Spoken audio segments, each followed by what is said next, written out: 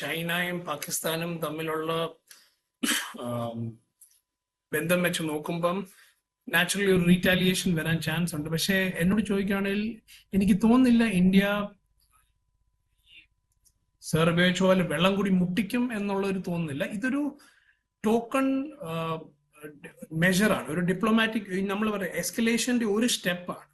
India എങ്ങനെ ഇപ്പം Indus basin നോക്കുകയാണെങ്കിൽ പോലും ഈസ്റ്റേൺ അല്ലെങ്കിൽ വെസ്റ്റേൺ റീജിയൻ റിവേഴ്സിൽ നോക്കുകയാണെങ്കിൽ ഈസ്റ്റേൺ റിവേഴ്സ് 3 ഉണ്ട്. അതിൽ നിന്ന് ഇന്ത്യ ഓൾമോസ്റ്റ് 90% അത് യൂസ് ആക്കുന്നുണ്ട്.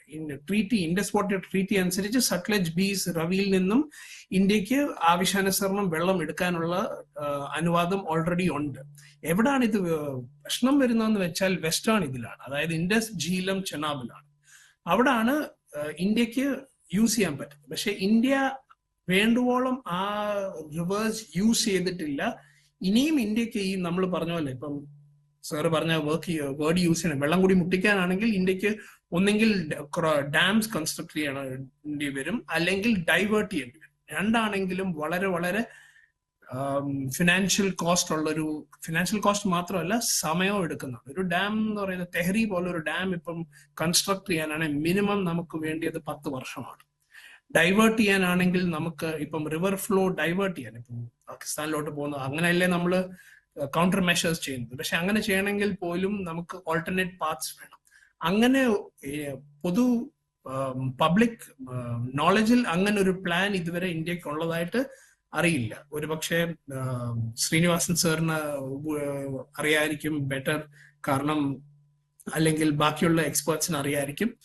പക്ഷെ അറ്റ് ദ മൂമെന്റ് ഇന്ത്യക്ക് കൗണ്ടർ മെഷേഴ്സ് ആയിട്ട് ചെയ്യാൻ പറ്റുന്നതിൽ നിന്ന് ഞാൻ ഈ പറഞ്ഞ ഒരു കാര്യം ഇന്ത്യക്ക് ഒരുപക്ഷെ ചെയ്യാമായിരിക്കും. Kishan Ganga dam hydroelectric project flush out ചെയ്യാന്ന് പറഞ്ഞൊരു പരിപാടിയുണ്ട്. അതായത് നമ്മൾ വളരെ സിമ്പിളായിട്ട് പറയുവാണെങ്കിൽ ഡാമിൽ അടിഞ്ഞുകൂടുന്ന സിൽറ്റ് ഇളക്കി മാറ്റാൻ പറ്റും. അങ്ങനെ മാറ്റുമ്പോഴത്തേക്കിനും ഡാമിന്റെ കപ്പാസിറ്റി കൂടും. അങ്ങനെ വരുമ്പം ദ ഫ്ലോ താഴെ പാകിസ്ഥാനിലോട്ട് പോകുന്ന ഫ്ലോ കുറയ്ക്കാൻ പറ്റുമായിരിക്കും. പക്ഷെ അത് ചെയ്യുന്നത് എന്നോട് ചോദിക്കുകയാണെങ്കിൽ ഒരു 2 to 3 steps ഓഫ് എസ്കലേഷൻ ആണത്. കാരണം ഞാൻ നേരത്തെ പറഞ്ഞ പോലെ ഇപ്പം അവിടെ ക്രോപ്പ് സീസൺ ആണ്. ഈ സമയത്ത് വെള്ളം കിട്ടുക എന്നുള്ളത് അവിടെ അനിവാര്യമായ ഒരു കാര്യമാണ്. ഇത് ചെയ്തില്ലെങ്കിൽ വരാൻ പോകുന്ന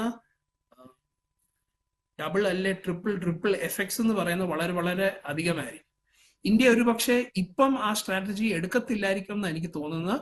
ഇന്ത്യ ഈ നേരത്തെ പറഞ്ഞ പോലെ ഇൻവെസ്റ്റിഗേഷനിലായിരിക്കും ഇപ്പൊ ഫോക്കസ് ചെയ്യുന്നത്. കാരണം ഇന്ത്യക്ക് വേണ്ടിയതും അതാണ്. ഇന്ത്യ നീഡ്സ്, നമുക്ക് എല്ലാവർക്കും അറിയാം, ഇറ്റ് ഈസ് സർട്ടൻ പാകിസ്ഥാനാണ് ഇതിന് പുറകിലുള്ളത്. പക്ഷേ നമുക്ക് ലോകരാജ്യങ്ങളെ നമ്മൾ ബോധ്യപ്പെടുത്തണമെങ്കിൽ നമുക്ക് പ്രൂഫ് വേണം, സോളിഡ് ഇൻവെസ്റ്റിഗേഷൻ വേണം. ഇപ്പം എനിക്ക് തോന്നുന്നു അവിടെ ആയിരിക്കും ഇന്ത്യയുടെ ഫോക്കസ് വരാൻ.